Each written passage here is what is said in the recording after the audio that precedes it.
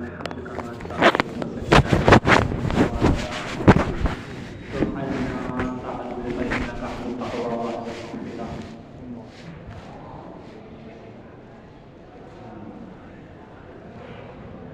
عزیزو بزرگوں،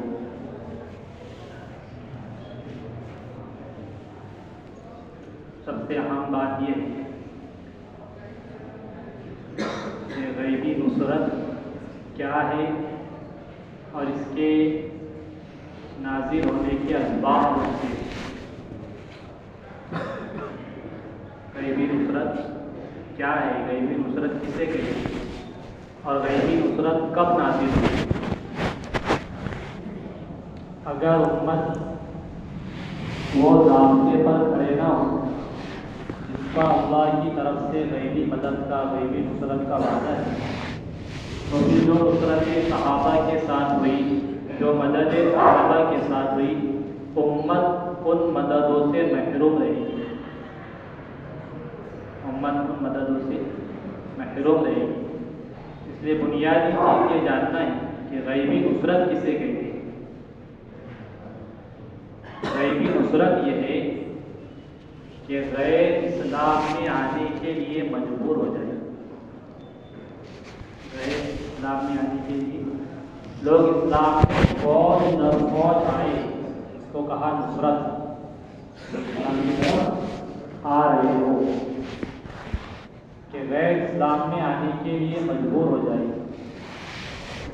اور باطل حق کے راستے سے ہٹ جائے، باطل حق کے راستے سے ہٹ جائے، یہ اصل غیبی نصرت ہے۔ اب اس غیبی نصرت کے نازل ہونے کے اسباب کیا ہیں؟ غیبی نصرت کب نازل ہوتی ہے؟ تو دو بنیادی سبب ہیں غیبی نصرت کے، غیبی نصرت کے دو بنیادی سبب ہیں۔ ایک بنیادی سبب غیبی نصرت کے نازل ہونے کا وہ دعوت ہے کہ غیبی نصرت انفرادی دعوت کے ساتھ شرط انفرادی دعوت، سب سے زیادہ غیبی مدد انفرادی دعوت کے ساتھ ہے۔ دعوت عبادت کو جمع کرنا یہ دین کو پختہ کرتا ہے، مضبوط کرتا ہے، اور دعوت عبادت کے جمع کرنے پر وعدہ ہے تسخیر عالم کا، کہ پورا عالم اللہ مسخر کر دیں گے ان لوگوں کے لیے جو دعوت اور عبادت کو جمع کر دیں۔ یوشع بن نون نکلے اللہ کے راستے کے لیے، تو تین شرطیں رکھی کہ میرے ساتھ کون جائے گا، میرے ساتھ اللہ کے راستے میں کون نکلے۔ تین قسم کے لوگوں کو انکار کیا کہ تین قسم کے لوگ میرے ساتھ نہ ہوں۔ ایک وہ جس کا نکاح ہو گیا، رخصتی باقی ہے۔ ایک وہ جس نے چار دیواریں کھڑی کر دی، چھت باقی ہے۔ اور ایک وہ جس کی اونٹنیاں حاملہ ہو۔ یہ تین قسم کے لوگ میرے ساتھ کیوں؟ کہ ان کے نکلنے میں یکسوئی نہیں ہوگی، ان کے نکلنے میں کہ رہیں گے وہاں سوچیں گے آگے، رہیں گے وہاں سوچیں گے کیا، یکسوئی نہیں ہوگی۔ تو یوشع بن نون مقابلے پر ادھر عصر کی نماز کا وقت اور ادھر سورج غروب ہو رہا، تو اللہ سے کہا اور سورج کو رکوایا کہ نظام عالم اللہ نے تابع کر دیا دعوت اور عبادت کو جمع کرنے کی وجہ سے۔ دعوت اور عبادت کو جمع کرنا یہ اصل تسخیر عالم کا نسخہ ہے۔ تو جب تک مسلمان دعوت عبادت کو صحابہ کی طرح جمع نہ کرے، تب تک کہ صحابہ والی نصرتیں، غیبی مددیں مسلمان دیکھ نہیں سکتا۔ اس لیے دعوت اور عبادت کا جمع کرنا، تو غیبی نصرت دعوت کے ساتھ ہے، ایمان کی تکمیل دعوت کے ساتھ ہے، ایمان کا بڑھنا دعوت کے ساتھ ہے۔ انفرادی عمل سے ایمان نہیں بنتا ہے، انفرادی عمل سے ایمان نہیں بنتا، انفرادی دعوت سے ایمان بنتا ہے۔ مسلمان کو اللہ کی یاد دلانا اور اللہ کی طرف بلانا اور قرآن کی آیت پڑھ کر سنانا یہ اصل ایمان کے بڑھنے کا سبب ہے۔ آپ نے سنا ہوگا وہ بات کہ جب اللہ کا نام لیا جاتا تو ان کے دل ڈر جاتے کہ اللہ کی یاد دلاؤ، اللہ کی یاد دلاؤ، کہ ایک دوسرے کو اللہ کی یاد دلانا اور اللہ کی بڑائی کہنا یہ اصل ایمان کے بننے کا سبب ہے۔ اس سے اصل دعوت سے ایمان بنتا ہے، دعوت سے ایمان کی تکمیل ہوتی ہے۔ عبادت کی تکمیل ایمان سے ہوتی ہے، عبادت کی تکمیل ایمان سے ہوتی ہے اور ایمان کی تکمیل دعوت سے ہوتی ہے۔ ایمان کی تکمیل دعوت سے ہوتی ہے۔ اگر امت دعوت چھوڑ دے تو دین پر باقی رہنا مشکل ہے۔ دین کی بقا دعوت ہے، دین کی بقا دعوت ہے۔ مسلمان اپنے آپ کو مسلمان ظاہر کرنے میں شرم محسوس کرے گا اگر دعوت چھوڑ دے گا۔ اگر دعوت چھوڑ دیا تو اپنے آپ کو مسلمان ظاہر کرنا شرم محسوس کرے گا، جبکہ اسلام کا ظاہر کرنا فرض ہے۔ اسلام کا ظاہر کرنا فرض ہے۔ جو مسلمان اپنے حلیے سے اسلام ظاہر نہیں کر رہا ہے، کفر اس کی دل میں جڑ پکڑ چکا ہے۔ بات کی جو مسلمان اپنے حلیے سے اسلام ظاہر نہیں کر رہا، کفر اس کے دل میں جڑ پکڑ چکا ہے۔ یہ ہو نہیں سکتا ہے کہ ایمان ہو اور اس کا جسم سنتوں سے خالی ہو، یہ ہو ہی نہیں سکتا ہے۔ لوگ کہتے ہیں ایمان دل کی چیز ہے، ایمان دل کی چیز نہیں ہے، ایمان دل کی چیز نہیں ہے۔ یہ ہو نہیں سکتا کہ دل میں ایمان ہو اور جسم پہ سنتیں نہ ہو۔ جسم پر سنت کا نہ ہونا یہ اس بات کی علامت ہے کہ اس کا ایمان ناقص ہے۔ جو سنت کو چھوڑے ہوئے ہیں اس کا ایمان کامل نہیں ہو سکتا ہے، اس کا ایمان کامل نہیں ہو سکتا ہے۔ جو اتباع سنت پر ہے اس کا ایمان کامل ہے، اس کا ایمان کامل ہے۔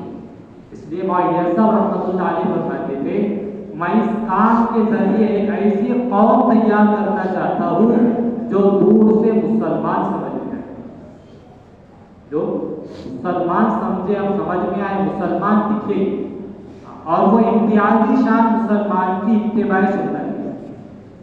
مسلمان کی امتیازی شان اتباع سنت ہے۔ اگر سنتیں نہیں ہیں تو دین ناقص ہے، ایمان ناقص ہے۔ اس لیے صحابہ غیروں کے مجمع میں الگ پہچانے جاتے تھے اور وہ پہچان سنتوں سے تھی، وہ پہچان سنتوں سے تھی، کیونکہ جیسے بت پرستی سے نفرت ہے، جیسے بت پرستی سے نفرت ہے، ایسے ہی اپنی ضرورتوں کو غیروں کے طریقے پر پورا کرنے سے بھی نفرت ہونی چاہیے۔ اس کو ہی مانتے ہیں۔ جیسے کوئی بت پرستی کرنے کو تیار نہیں ہے مسلمان، ایسے ہی ضرورت کو غیروں کے طریقوں پہ پورا کرنا بت پرستی کی طرح ہے۔ اپنی کسی ضرورت کو غیروں کے طریقوں پر پورا کرنا بت پرستی کے برابر ہے۔ اللہ کے نبی صلی اللہ علیہ وسلم نے اپنے صحابہ کو یہودیت نصرانیت کے طریقوں سے ہٹایا، ضرورت کے پورا کرنے میں، عبادت میں مخالفت کروائی۔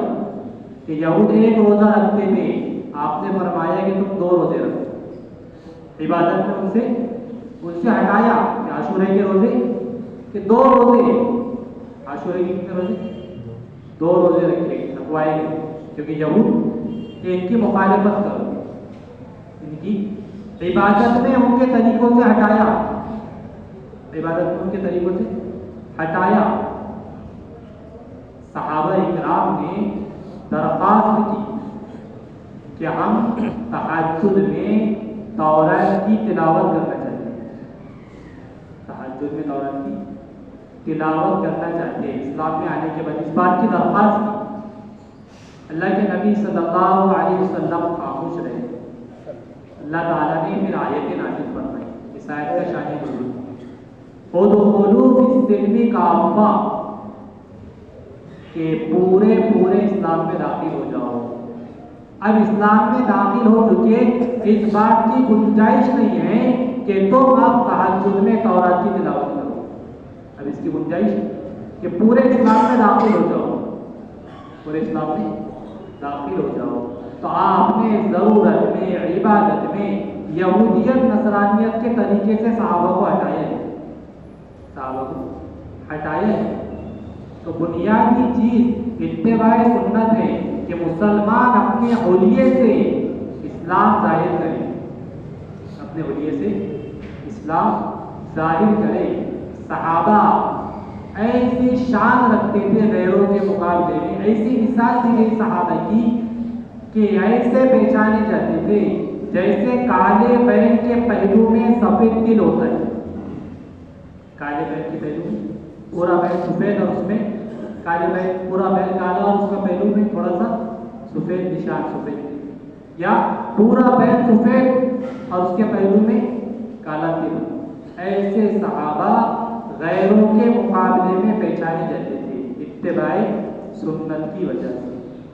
اس لیے ایک بنیادی چیز کہ سنتوں کا اہتمام, کیونکہ اس کے بغیر ایمان کامل نہیں ہوگا.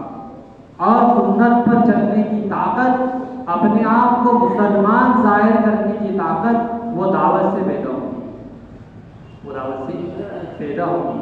اور دعوت اللہ کی مدد کو کھینچے گی, دعوت اللہ کی مدد کو کھینچے گی. دعوت اپنی ذات سے دینا, عبادت اور دعوت یہ تو ایسی بنیادی ذمہ داری ہے کہ نہ اس کو ٹالا جا سکتا ہے نہ دوسروں پہ ڈالا جا سکتا ہے. دعوت اور عبادت کو نہ ٹالا جا سکتا ہے نہ دوسروں پہ ڈالا جا سکتا ہے. ٹال بھی نہیں سکتے اور دوسروں پر کیسے ہی حال میں ہو نماز خود کو ہی پڑھنی پڑے گی. چاہے حال کہ نماز کسی سے نہیں پڑھوا سکتے, میں بہت بیمار ہوں تو میرے بچے کی پڑھ لو.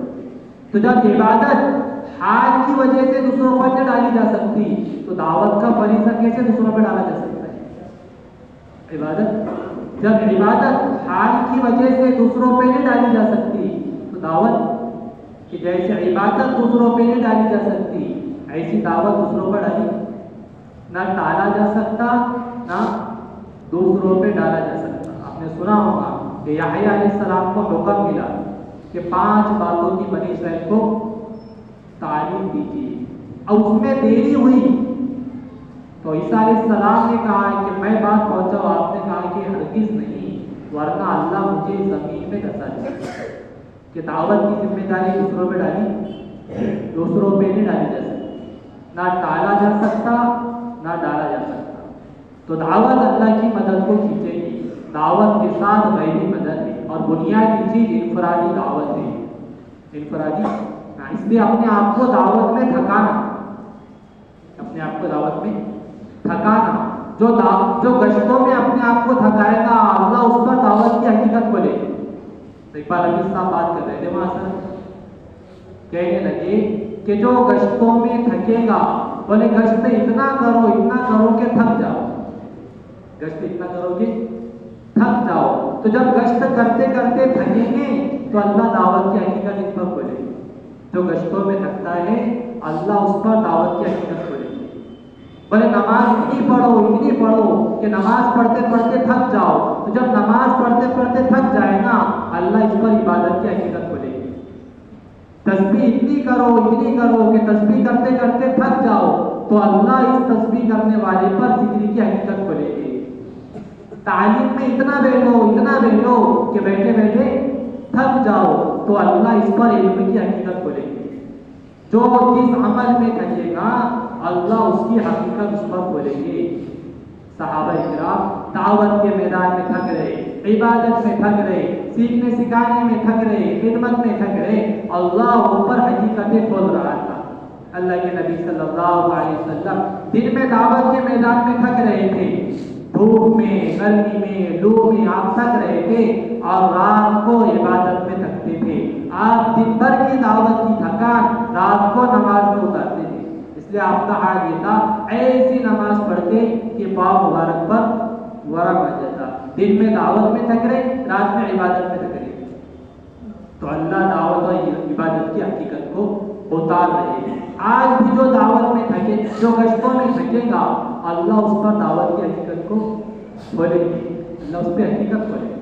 اس لیے اپنے آپ کو تھکانا، اپنے آپ کو انفرادی دعوت میں اپنے آپ کو تھکانا، کیونکہ انفرادی دعوت اصل داعی کی تربیت کے لیے ہے، اس کو اپنی سطح سے نیچے اترنا پڑتا ہے، اپنی سطح سے نیچے اترنا پڑتا ہے، ناگواری اذیتیں انفرادی دعوت میں اٹھانی پڑتی ہے، ناگواری۔ کوئی نبی ایسا نہیں ہے کہ جس کو قوم نے نہ ستایا ہو، کوئی نبی ایسا نہیں ہے جس کو قوم نے نہ ستایا ہو، اور کوئی نبی ایسا نہیں ہے کہ قوم کے ستانے سے اس نے دعوت دینا چھوڑ دیا ہو، کوئی نبی ایسا نہیں ہے کہ قوم کے ستانے سے دعوت دینا چھوڑ دیا ہو۔ انبیاء کو جو ستایا گیا ہے وہ دعوت کی وجہ سے ستایا گیا ہے، انبیاء کو ستایا گیا وہ دعوت کی وجہ سے ستایا گیا ہے۔ کہ انبیاء الگ الگ نقشے والوں کے پاس جا کر کہتے تھے حکومت سے زندگی نہیں بنتی، زندگی اپنا بناتے ہیں، زراعت سے زندگی نہیں بنتی، زندگی اپنا بناتے ہیں، تجارت سے زندگی نہیں بنتی، زندگی اپنا بناتے ہیں۔ جب انبیاء علیہ السلام الگ الگ نقشے والوں کے پاس جا کے اللہ کی بڑائی کرتے تھے تو قوم کہتی تھی کہ یہ پاگل ہو گئے، یہ مجنون ہو گئے۔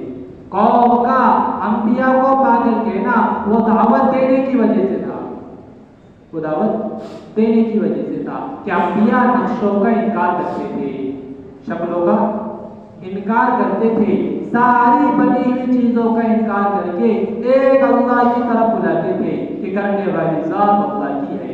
یہی قوم کا انبیاء کا جھگڑا تھا، قوم سے جھگڑا نبی، قوم کو نبیوں سے اسی بات کا جھگڑا تھا کہ یہ نہ کرو، کہ انبیاء ساری چیزوں کا انکار کرتے ہیں۔ اس لیے انفرادی دعوت یہ اصل بنیاد ہے کہ انفرادی دعوت میں اپنی حیثیت سے نیچے اترنا پڑتا ہے، ذلت اٹھانی پڑتی ہے۔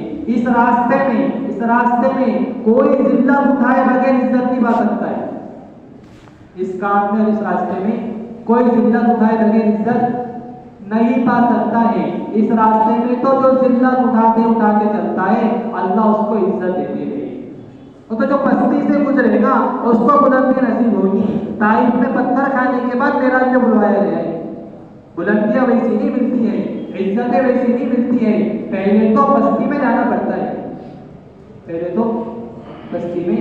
عجیب بات کی حضرت نے ایک کے پاس جا کے دعوت دینا، کہنے لگے بیت اللہ کے متولی ہونے سے بہتر ہے کہ لوگوں کو اللہ کے راستے میں نکل کے اللہ سے تعلق جوڑو، بیت اللہ کے متولی ہونے سے بہتر کہ اللہ کے راستے میں نکل کر لوگوں کا تعلق اللہ سے جوڑو۔ صاحب یہ بیت اللہ کا متولی ہونے سے بہتر کہ اللہ کے راستے میں نکل کر لوگوں کو اللہ سے جوڑو، لوگوں کو، کیونکہ یہ انبیاء کا پہلا کام تھا کہ انبیاء علیہ السلام لوگوں کو اللہ سے جوڑتے تھے۔ اس لیے انبیاء کا اللہ سے جو تعلق جڑتا تھا اس لیے کہ وہ لوگوں کو اللہ سے جوڑتے تھے، اور اللہ کا ضابطہ یہ ہے کہ جو بندوں کو اللہ سے جوڑے گا اللہ خود اس کو اپنے سے جوڑ دے گا، جو بندوں کو اللہ سے جوڑنے کی محنت کرتا ہے اللہ خود اس کو اپنے سے جوڑ لیتے ہیں۔ اس لیے انبیاء علیہ السلام بندوں کو اللہ سے جوڑتے تھے، نبی کا درد، نبی کی فکر کہ ایک ایک کو اللہ سے جوڑ رہے، کیا ستانے والا کیا احسان کرنے والا، دونوں کے لیے ایک جذبہ ہے۔ جیسے ابو طالب کی ہدایت چاہتے تھے، جیسے ان کو دعوت دے رہے تھے کہ اسلام میں آ جاؤ، کلمہ پڑھو، جہنم سے بچ جاؤ گے، ایسے ہی وہ ابو جہل جو سب سے زیادہ ستانے والا تھا، آپ کا جذبہ اس کے لیے بھی ہدایت کا ویسے ہی تھا کہ ابو جہل کلمہ پڑھ کر ایک سب سے زیادہ احسان کرنے والے ابو طالب، ایک سب سے زیادہ ستانے والا ابو جہل، دونوں کی ہدایت آپ چاہ رہے تھے، دونوں کی ہدایت آپ چاہ رہے تھے، کیونکہ داعی تو ایسا ہوتا ہے، آج فرما رہے تھے جو مخلص ہوگا وہ سب کی ہدایت چاہے گا، جو مخلص ہوگا وہ سب کی ہدایت چاہے گا، وہ کسی کی محرومی کی فکر میں نہیں ہوگا، تو سب کی ہدایت جائے گا۔ اللہ کے نبی صلی اللہ علیہ وسلم جو آپ کو قتل کرنے کے لیے آ رہے، آپ ان کی ہدایت چاہ رہے، آپ ان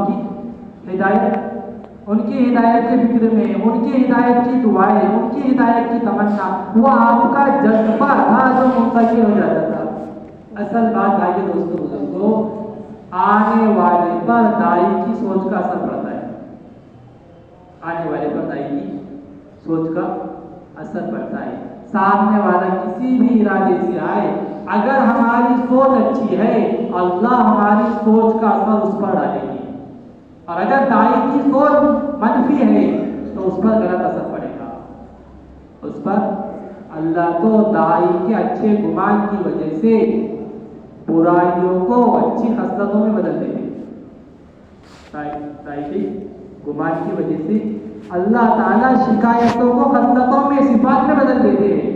دائی کی اگر اس کا گمان اچھا ہو، جتنا نقصان ہے وہ تو بدگمانی کی وجہ سے، جتنا نقصان ہے وہ تو بدگمانی کی وجہ سے ہے، اور بدگمانی شیطان پیدا کرتا ہے۔ پہلے بدگمانی، پھر تجسس، پھر غیبت، یہ ساری منزلیں بعد میں طے ہوتی ہے۔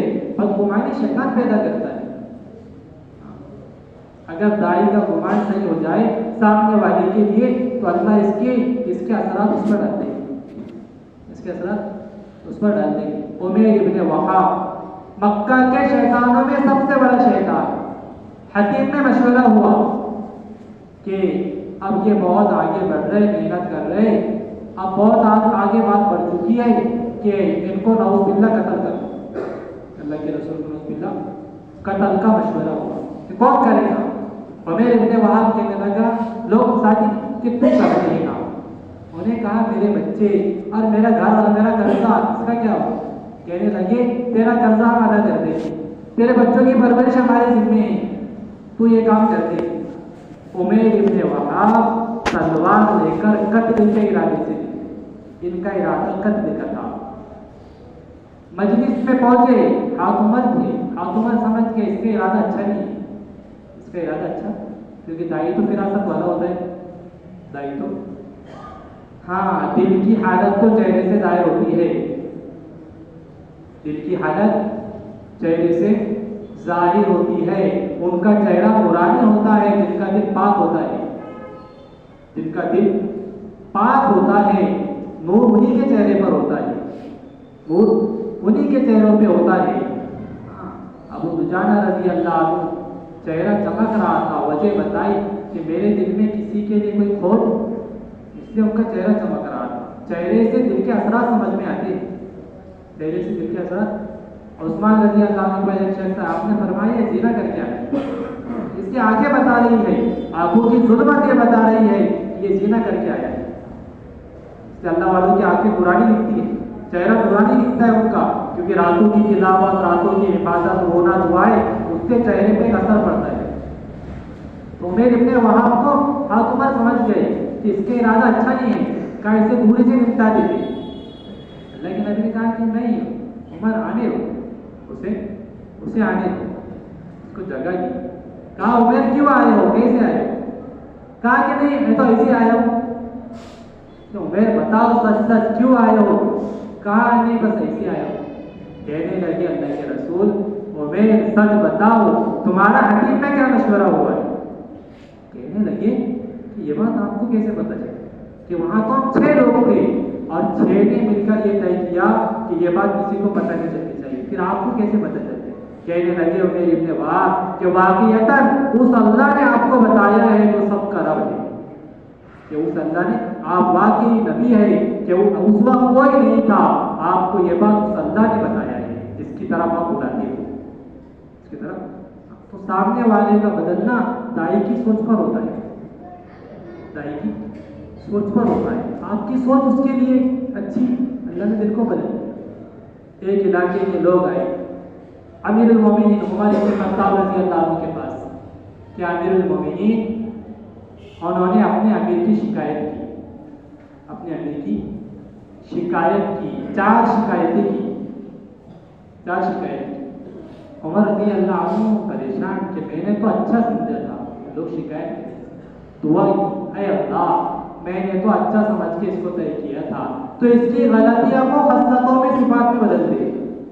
حضرت عمر نے اچھا گمان لگایا کہ میں نے تو اسے اچھا سمجھا تھا۔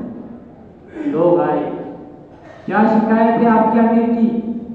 کہ پہلی شکایت یہ ہے کہ یہ گھر سے دیر سے نکلتے ہیں، عامر بن سعید رضی اللہ عنہ کے بارے میں۔ دوسری شکایت کہ رات کو کسی کی بات نہیں سنتے۔ تیسری شکایت اب مہینے میں ایک دن تعطیل کرتے، چھٹی لیتے ہیں۔ چوتھی شکایت کبھی کبھی بے ہوش ہو جاتے ہیں۔ حضرت عمر نے مطالبہ کیا کہ بتائیے آپ کے مسئلے کہتے ہو؟ کہا امیر المومنین میں گھر میں اکیلا ہوں، میری بیوی ہے، میرے پاس کوئی خادم نہیں ہے، میرے پاس کوئی خادم نہیں ہے گھر پہ کھانا بنانے میں، اس میں مجھے کیونکہ بیوی کا نان نفقہ مردوں کے ذمے، عورتوں کی ذمے نہیں، کھانا بنانا عورتوں کی ذمے، تو مرد کی ذمہ داری ہے، مرد پورا کرے۔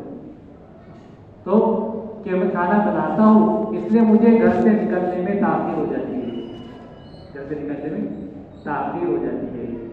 کہا کہ رات کو بات نہیں سنتی، کیا جواب آپ کے پاس؟ کہا امیر المومنین یہ بات مت پوچھو، یہ بات مت پوچھو، اس لیے اللہ والے کہتے ہیں اکفا بہتر ہے اظہار سے، اکفا بہتر ہے اظہار سے۔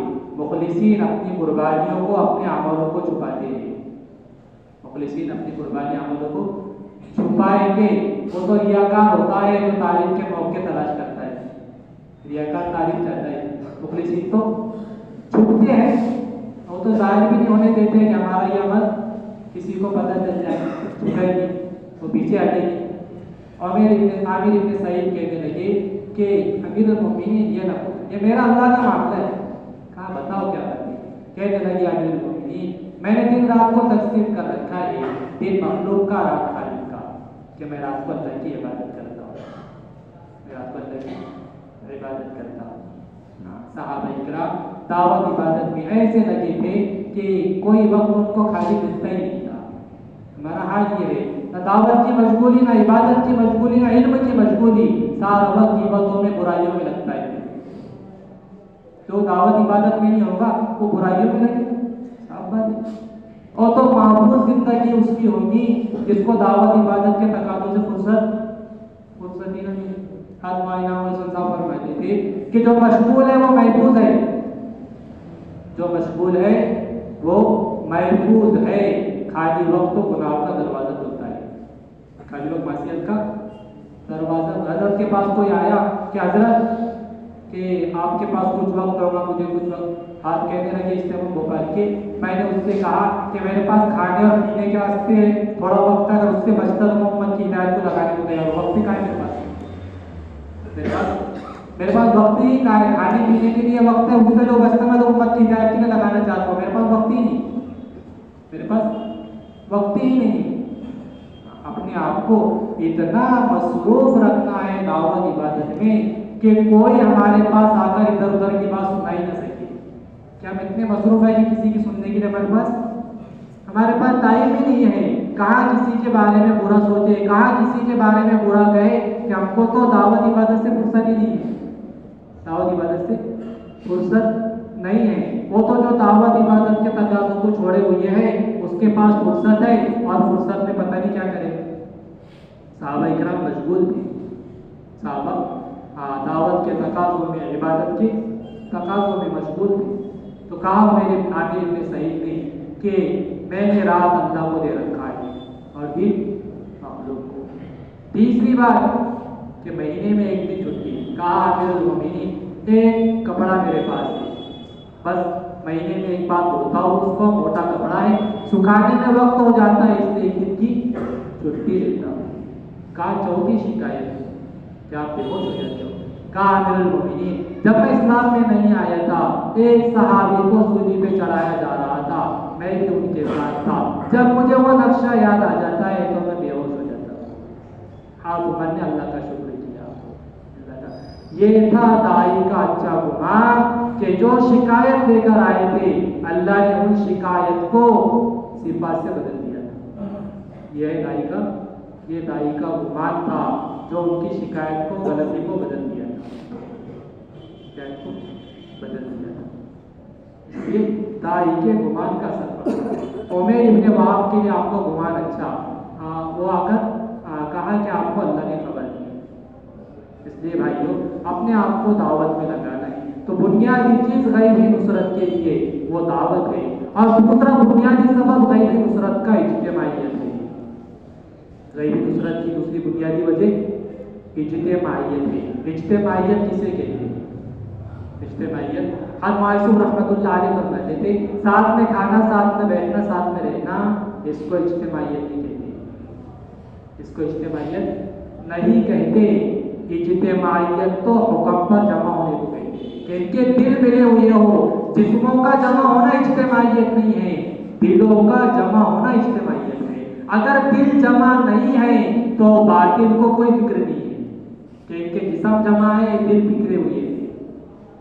اگر مسلمانوں کے دل جمع نہیں ہے تو پھر باطل کو کوئی گھبراہٹ کہ ان کے اجسام جمع ہیں، دلوں میں اجتماعیت. اصل اجتماعیت دلوں کی ہے. اصل اجتماعیت دلوں کی ہے. صحابہ میں اجتماعیت جو تھی وہ دلوں کی اجتماعیت. صرف جسموں کا جمع ہونا تو بنیادی سبب غیبی نصرت کا اجتماعیت ہے. اور اجتماعیت جو پیدا ہوتی ہے وہ درگزر سے، معاف کرنے سے، ان صفات سے اجتماعیت پیدا ہوتی ہے. اجتماعیت جو بنتی ہے وہ درگزر کرنے سے، معاف کرنے سے، خوبیاں دیکھنے سے، عیب چھپانے سے، اس سے اجتماعیت پیدا ہوتی ہے. اس لیے اللہ کے نبی نے اپنے صحابہ کو ان صفات پر ڈالا تھا. صبر کی مشق کروائی کہ صبر کرو، صبر کی مشق کروائی، غلطیوں کو معاف کروائے. ابو ذر رضی اللہ عنہ سے کہا کہ ابو ذر کیوں سوئے مسجد میں؟ کہا میرا کوئی گھر نہیں کہ یہاں والے ستائے تو کہاں جاؤ گی؟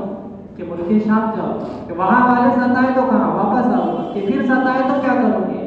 کہا تلوار لے کر مقابلہ کروں گا. آپ نے فرمایا ابو ذر معاف کرتے رہنا، درگزر کرتے رہنا، یہاں تک کہ مجھ سے آ کر مل لینا، کہ موت تک کے صبر ہے. کیونکہ داعی کی قبر صبر کے میدان میں ہوتی ہے، کافر کی قبر خواہش کے میدان میں ہوتی ہے. موت تک صبر ہے. ہم کہہ رہے تھے کہ جہاں تک صبر وہاں تک سفر، جہاں صبر ختم وہاں سفر ختم، جہاں صبر ختم وہاں سفر ختم. اس لیے صبر سکھایا اجتماعیت کے لیے، صبر سکھایا. اجتماعیت میں ناگواری آتی ہے، اجتماعیت میں پریشانی آتی ہے، اذیت آتی ہے. فرماتے عبداللہ بن مسعود رضی اللہ عنہ کہ اجتماعیت میں ناگواری اور اذیت کا اٹھانا ان تمام خیر سے بہتر ہے جو خیر تم کو افتراق میں نظر آ رہی ہے. اجتماعیت میں اذیت، پریشانی، ناگواری کا اٹھانا اس تمام خیر سے بہتر ہے جو خیر تم کو افتراق میں نظر آ رہی ہے. لوگ یہ کہہ کر اجتماعیت سے ہٹ جاتی ہے کہ نہیں بھائی بہت پریشانی اٹھانا پڑ رہی، کہ اجتماعیت میں رہ کے پریشانی اٹھانا بہتر ہے اس خیر سے جو انفرادی رہنے سے مل رہی ہے. جو انفرادی عبداللہ بن مسعود کا قول کہ اجتماعیت میں رہ کے ناگواری برداشت کرو، کیونکہ اسلام ناگواری والا مذہب ہے. عبدالرحمن بن عوف رضی اللہ عنہ فرماتے کہ اسلام ناگواری کو لے کے اترا ہے. ہم نے ہر بھلائی ناگواری میں پائی ہے، بھلائی ناگواری سے ملتی ہے. اس لیے اجتماعیت قائم کرنے کے لیے ناگواری کو برداشت کرنا، ناگواری کو برداشت کرنا. تو آپ نے صبر کی ترتیب کہ صبر کرو، صبر کرو. غلطیوں کو معاف کروایا. غلطیوں کو، کیسی بڑی غلطی، اس سے بڑی غلطی شاید کہ حملہ کے ارادہ ہوا کہ مکہ میں حملہ کرنا ہے.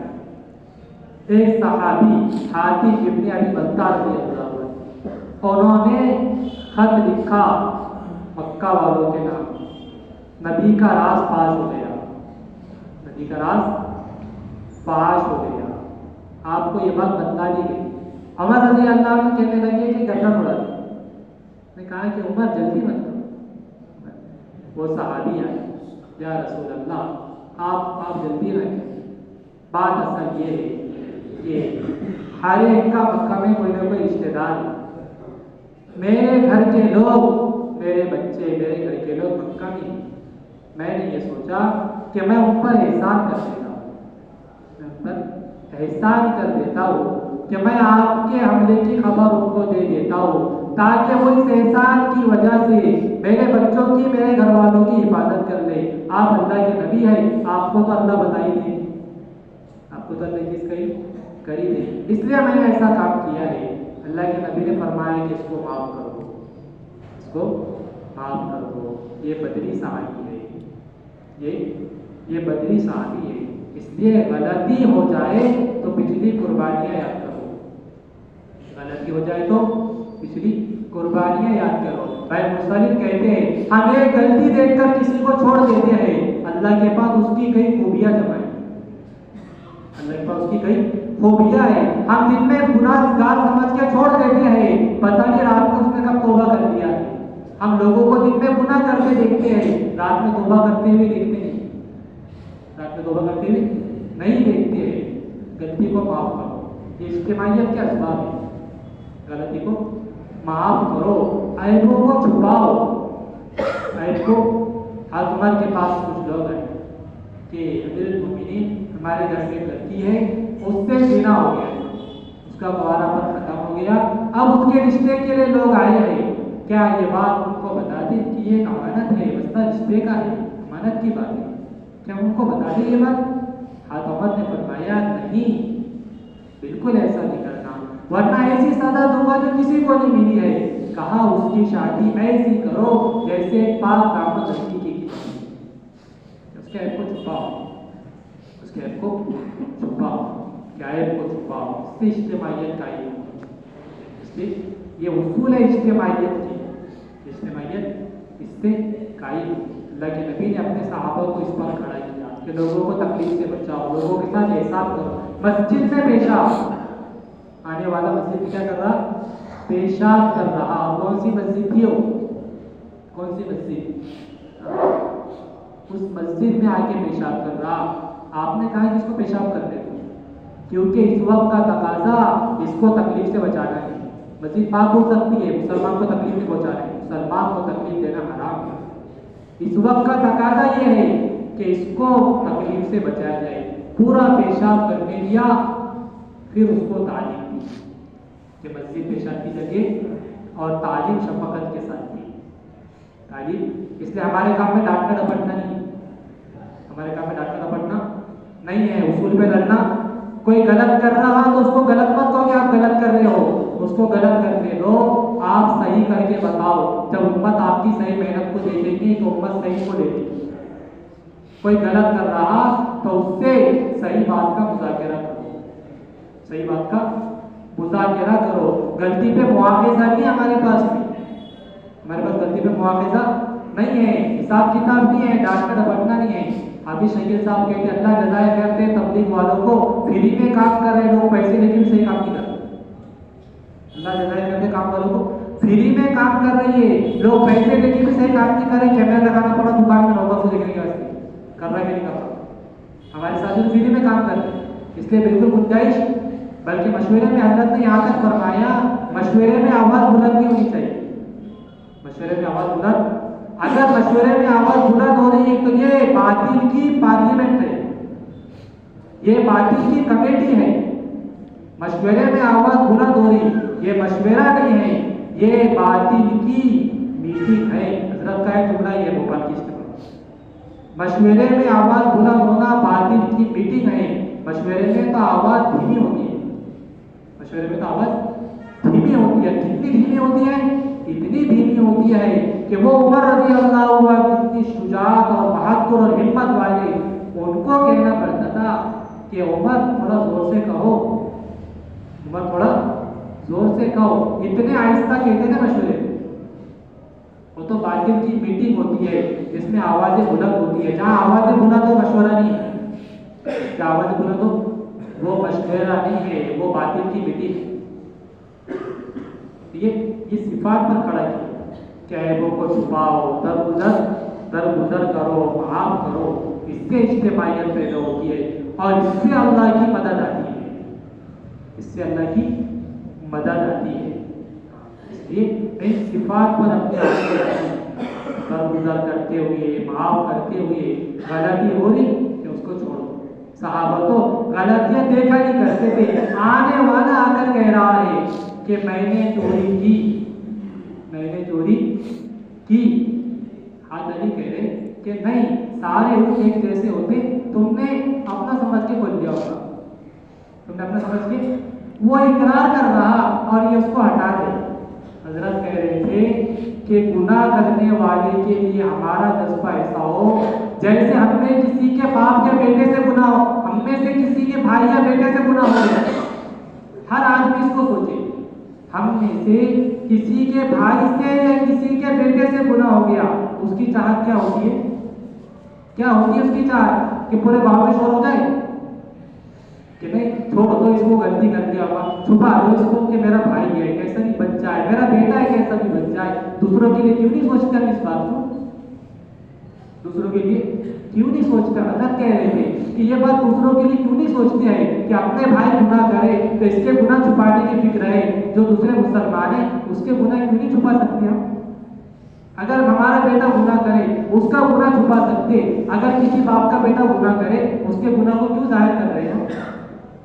امت ایک قسم کی طرح ہے. وہاں تو امت کا اتنا خیال رکھا جاتا تھا کہ ایک علاقے سے خبر آئی کہ فلاں جگہ لوگ قید کی وجہ سے بھوکے، کچھ چاہیے، سارے مسلمان دوڑ جاتے. زید بن ثانہ کا واقعہ اسی وقت پیش آیا تھا کہ پیسوں کی ضرورت تھی، ایک علاقے کے لوگ اسلام میں آئے تھے، کھانے پینے کا انتظام نہیں تھا، تو سارے مسلمان فکر میں کہ کیا ہو، کیسے ان کی مدد کی جائے. کسی ایک علاقے کا مسلمان اگر پریشان ہے تو پورے مسلمانوں نے بے چین ہو جانا چاہیے. ان کے لیے دعائیں کرنی چاہیے، بلکہ وہ باطل جو ان پر ظلم و ستم کر رہا ہے ان کو ایک پیسے کا بھی ہمارے ذریعے سے تعاون نہیں ہونا چاہیے. یہ مسلمانوں کی مدد ہے. اگر کوئی مسلمان اپنی خریدنے والی چیزوں کے ذریعے 1 روپیے کا تعاون بھی کر رہا ہے تو یہ مظلوم کے ظلم میں ظالم کی مدد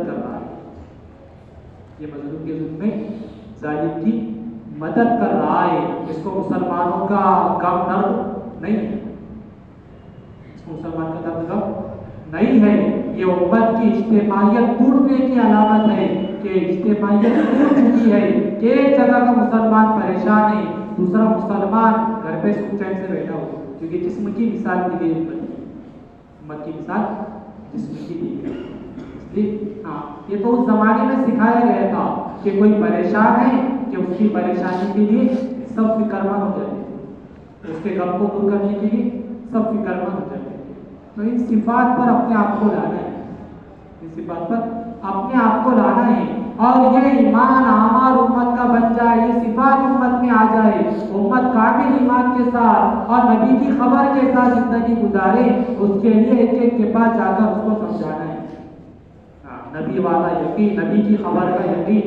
امت کو اس پر کھڑا کرنا ہے، کیونکہ نبی اللہ کی طرف سے 2 چیزیں لے کر آئے ہیں، ایک خبر ہے اور ایک احکامات ہے. نبی کی ساری خبریں جو ہے وہ عقل کے خلاف ہے، اس لیے شریعت کا مدار عقل پر نہیں ہے، حکم پر ہے. شریعت کا مدار عقل پر نہیں ہے، حکم پر ہے، یقین پر ہے. جنہوں نے نبی کی بات کو اور اللہ کے احکام کو عقل سے لیا وہ اسلام نہیں لائے. جنہوں نے یقین سے لیا وہ ایمان لائے. اللہ کے نبی نے کہا کہ جہنم میں درخت ہے. جہنم میں کیا ہے؟ آپ نے سنا ہوگا، حدیث میں پڑھتے کہ سب کو جہنم میں پیدا ہونے والا ایک درخت ہے. حدیث میں پڑھتے نا، آج کہہ رہے تھے جہنم. اللہ کے نبی نے کہا کہ جہنم، یہ درخت کے بارے میں نہیں پتا، ہوتا ایک الگ بات میں بتا رہا ہوں آپ کو. اللہ کے نبی نے فرمایا جہنم میں درخت ہے. کفار نے انکار کیا، اور انکار کرنے کی وجہ عقل تھی.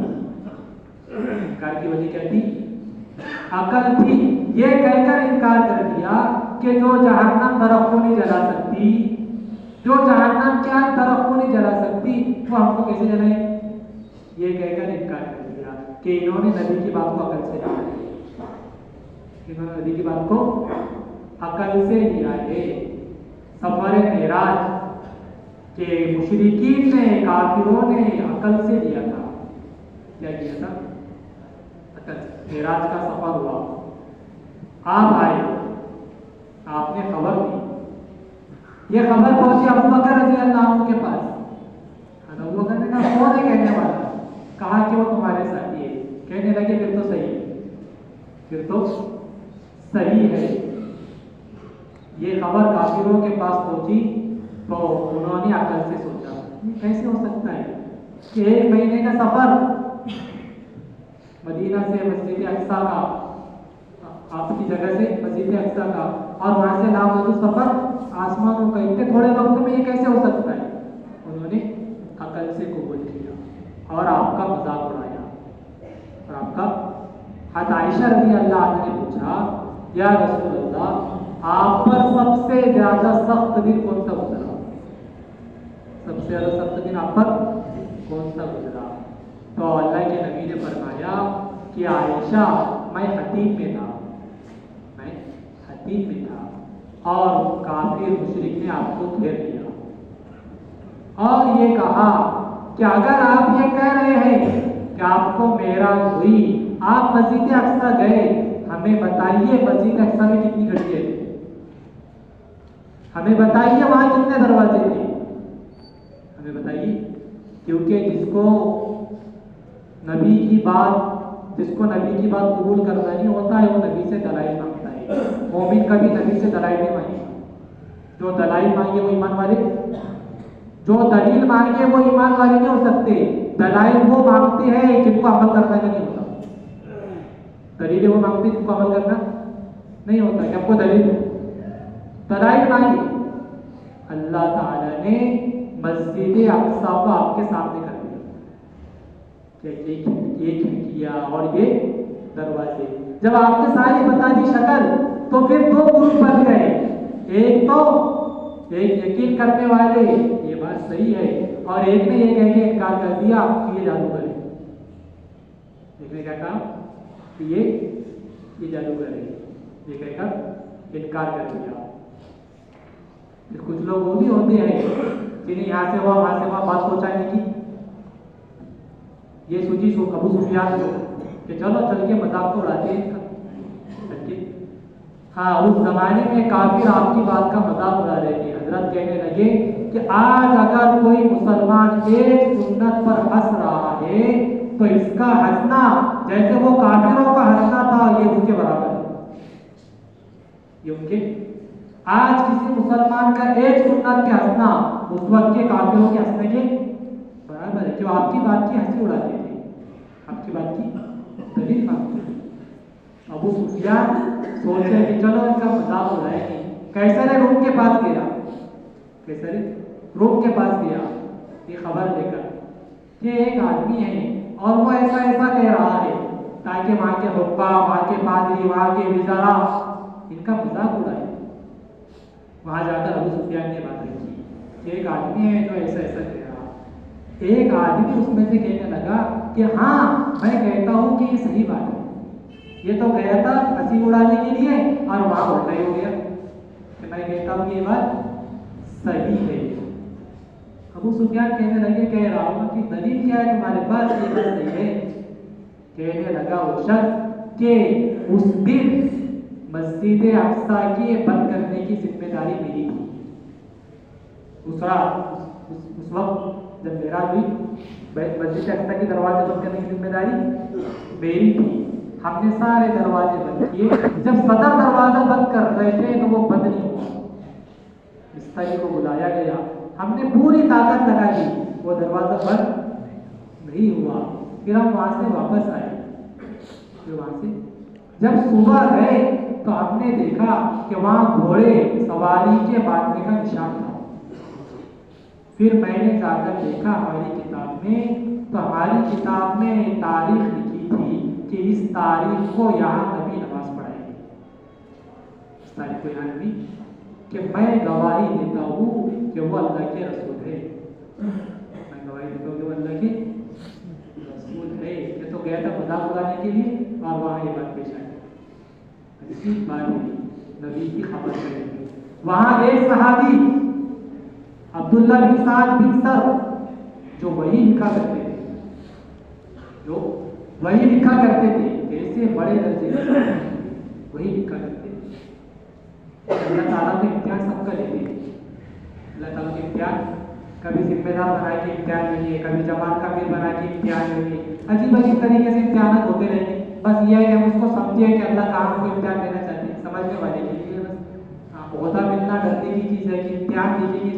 अमानतदारी कितनी है, अमानतदारी, हाँ, ओहदा मिलना तो और डरने की चीज़ है कि अल्लाह इसमें देखेंगे इम्तिहान देंगे कैसे अंजाम देते हैं इसको। तो वो जो है अब्दुल्ला इब्न साद इब्न सर वही लिखने वाले साहब कैसे बड़े दर्जे वही लिखा करते थे।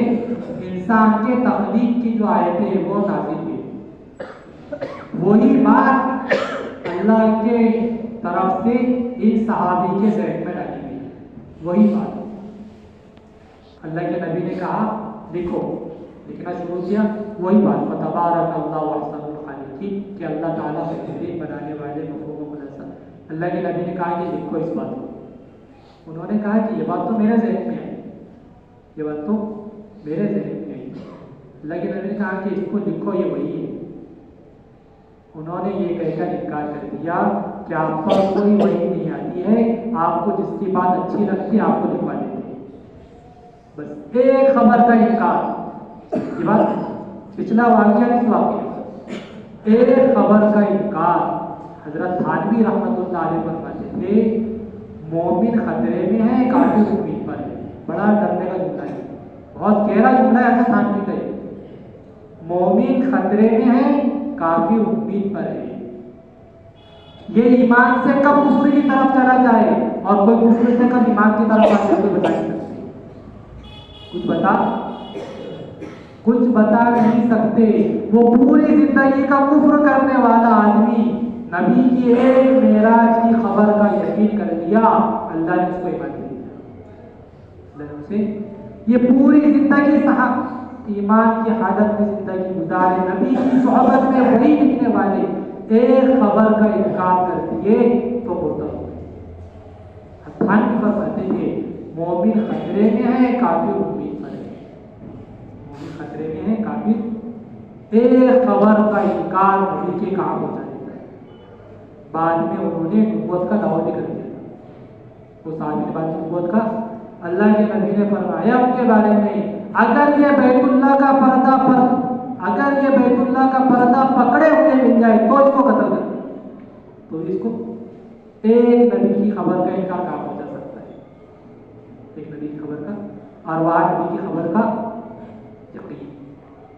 तो नबी की जो खबरें हैं वो ज़ाहिरी निज़ाम के बिल्कुल खिलाफ होती है, ज़ाहिरी निज़ाम के बिल्कुल खिलाफ होती है।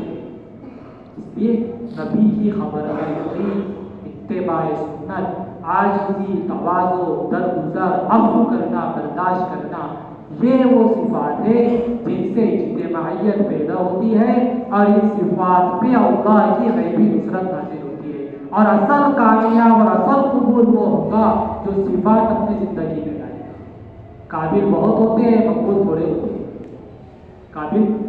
काबिल बहुत होते हैं, मकबूल थोड़े होते हैं। मशहूर बहुत होते हैं, मकबूल थोड़े होते हैं। इसलिए काबिल नहीं बनना, मकबूल बनना, मशहूर नहीं बनना, मकबूल बनना। काबिल नहीं बनना, मकबूल बनना। काबिल तो बहुत है लोग दुनिया में, काबिलियत बहुत है। काबिलियत वाले असर नहीं है, मकबूलियत वाले असर होते हैं। मकबूल आदमी सिफात से होता है, मकबूल सिफात से होता है। इसलिए सहाबा सिफात वाले लोग थे। कैसे जबरदस्त सिफात। हाँ, एक सहाबिया हबीबा रज़ी अल्लाह अन्हा एक अज़वाज मुताहरात को बुलाती रही, कहने लगी मेरा दुनिया से जाने का वक्त है, हमारा मामला सोहबत का था, आपस में कुछ होते रहता है, तो मुझे जाते जाते अल्लाह के लिए माफ कर दो। एक एक के पास जाकर एक एक को बुलाकर क्या करते रहे कि माफ़ी मांगते रहे, एक एक से माफ़ी मांगते रहे, हाँ कि मुझे माफ़ कर देना कि हमारा मामला ऐसा था, हो सकता कुछ हो गया। इसलिए सिफात से बंदा अच्छा बनता है। इंसान गंदगी से बना है, उसके अंदर गंदगी है, जो सिफात अपने अंदर लाएगा उसकी सिफात उसको बुलंद कर देगी। इंसान की बुलंदी मार्केट में भाव जो लगता है क्वालिटी पे लगता है, मार्केट भाव पे लगेगा क्वालिटी पे लगेगा, इंसान की कीमत सिफात से लगती है। इसलिए अपने आप को सिफात पर लाना है, जितने बुरी खसलतें हैं अपने आप को उससे बचाना। इमाम शाफी रहमतुल्लाह अलैह के पास एक आदमी आया, आकर किसी के बारे में कुछ कहने लगा। इमाम शाफी रहमतुल्लाह अलैह ने फरमाया कि अगर तू जैसा कह रहा वैसा है, अगर तू अपनी बात में सच्चा है तो तू जुगलखोर है, अगर तू अपनी बात में सच्चा है तो तू जुगलखोर है कि उसकी गिबत कर रहा है, और अगर ऐसा नहीं है तो फिर तू तोहमत लगा रहा है।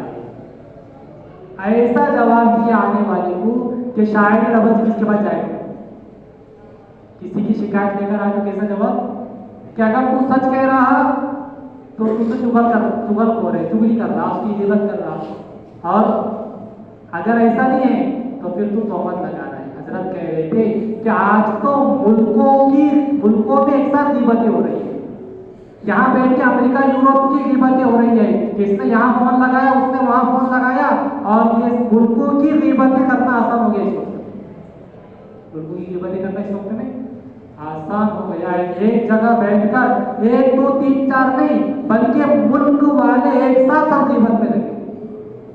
उसकी वजह यह है कि हमारे पास दावत इबादत से वक्त क्या है, बचा हुआ है।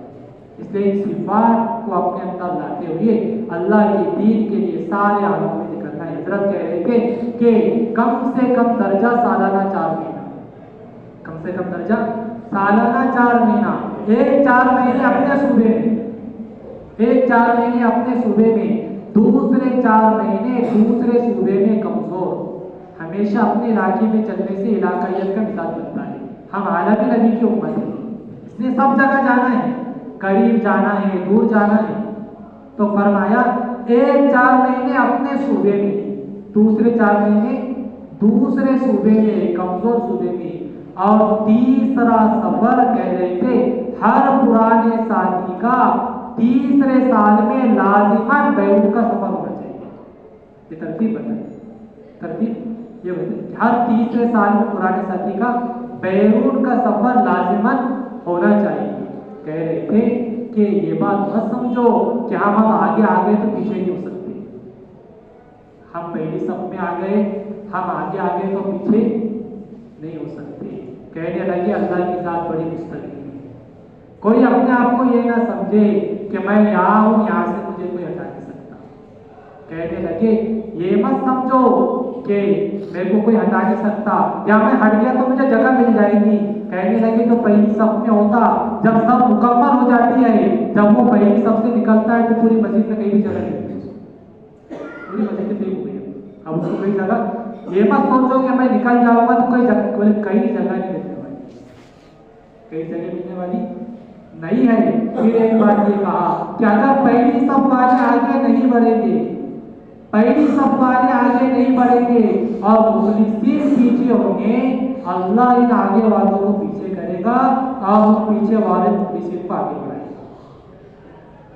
आखिरी में गोपाल 4 में बंद कि अल्लाह उन आगे वालों को पीछे करेगा, और ये मुखलिसीन जो पीछे है इनको पीछे से आगे बढ़ाकर इनसे अल्लाह अपने दीन के तकाज़े पूरे करवाए। इसलिए जो जहां है वहां डरते हुए रहे और उससे आगे बढ़ने की कोशिश करे, उससे आगे बढ़ने की कोशिश करे।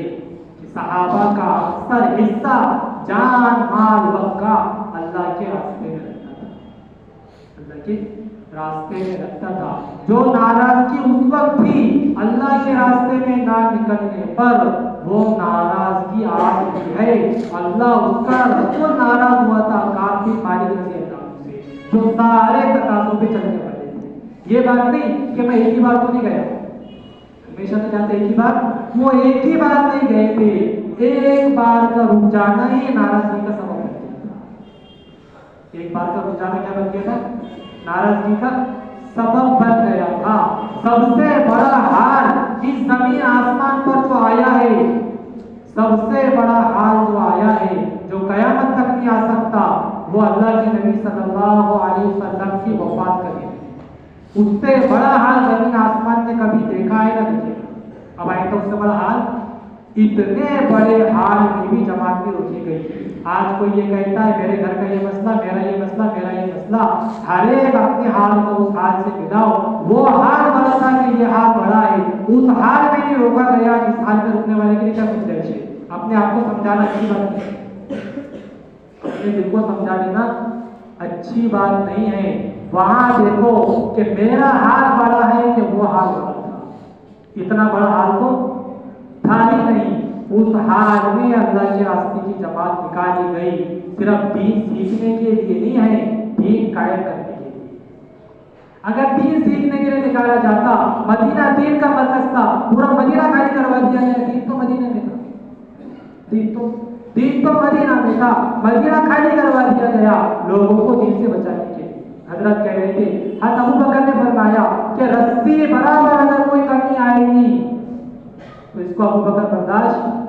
वहां तो हाल ये था, एक रस्सी के बराबर दीन में कमी होती, उसको बर्दाश्त नहीं किया जाता था। हजरत कहने लगे, आज तो रस्सी के बराबर भी दीन नहीं बचा हुआ, आज तो रस्सी के बराबर भी दीन बचा हुआ नहीं है। वहां रस्सी बराबर कमी हो रही थी, उसको बर्दाश्त नहीं किया गया। आज रस्सी के बराबर भी दीन नहीं बचा है। इसलिए पुरानों की जिम्मेदारी बड़ी हुई है, पुरानों की जिम्मेदारी बड़ी हुई है कि ये आगे बढ़े, ये आगे बढ़े। जब ये आगे बढ़ते चले जाएंगे, तरक्की, पुरानों की तरक्की आगे बढ़ने में, पुरानों की तरक्की आगे बढ़ने में, इसलिए अगले तकाज़ों पर बढ़ना है। भाई बार अपनी सामने में रखे, तुम जब अल्लाह के रास्ते में खर्चा करो, अल्लाह के रास्ते में उधार लो, कर्जा लो। बोले एक आदमी ऑफिस के काम से कहीं जाता है, ऑफिस वाले उसको बेचते हैं, वो वापस आकर हिसाब बताता, ट्रेन को इतने पैसे लगे, प्लेन को इतने पैसे लगे, रूम को इतने पैसे लगे, खाने को इतने पैसे लगे, वो ऑफिस वाला पूरे पैसे देता उसको। हमारे काम से गए, उसके काम से गए, तुम हमारे काम से कहते हमने भेजे थे, तो पैसे भी कौन देगा? तो जो बंदा अल्लाह के काम के लिए जाएगा, अल्लाह उसको नहीं देंगे कि अल्लाह तेरे काम के लिए गया था। कहने लगे आने के बाद अल्लाह के सामने रखो कि तेरे काम के वास्ते गया था, कि इतना खर्चा तू दे। जब ऑफिस वाले अपने काम के लिए भेजते हैं, वो पैसे देती है, तो अल्लाह अपने काम के लिए भेजेगा, तो क्या वो नहीं देगा? वो नहीं देगा। ये अल्लाह के रास्ते में निकलना, अल्लाह के रास्ते में निकलना, जान माल वक्त सलाहियत की कुर्बानी देना। जो जिस हाल में है वो इस हाल में निकले, तो जिस हाल में वो उस हाल में निकले। इसलिए सारे आलम के तकाजे, आलम को चल फिर कर देखेंगे। हजरत कह रहे थे कि यूरोप के बाजारों में अरबों की औलाद घूम रही है, यूरोप के बाजारों में, हाँ, जिनका पूरी उम्मत पर एहसान है, उनकी औलादें कहाँ निकल गई आज? उनकी औलादें, जिन्होंने पूरी उम्मत को सिखाया था, आज उनकी औलादों की कौन फिक्र करेगा? हजरत कहते हैं यूरोप के बाजारों में अरबों की औलाद घूम रही है और हम हाथ पे रखकर बैठे हुए। इसलिए भाई दोस्तों, पूरे आलम के तकाजे हैं, बड़े खर्चे के साथ, बड़े वक्त के साथ। इसलिए नियत हस्ब इरादा करें, अपनी जात पे 5-5वां बैठो की हिम्मत करके बोले इंशाअल्लाह। पहले अपने जात से, फिर मस्जिद से बैठे रहे, जब तक तश्कील ना हो जाए, बैठे रहे।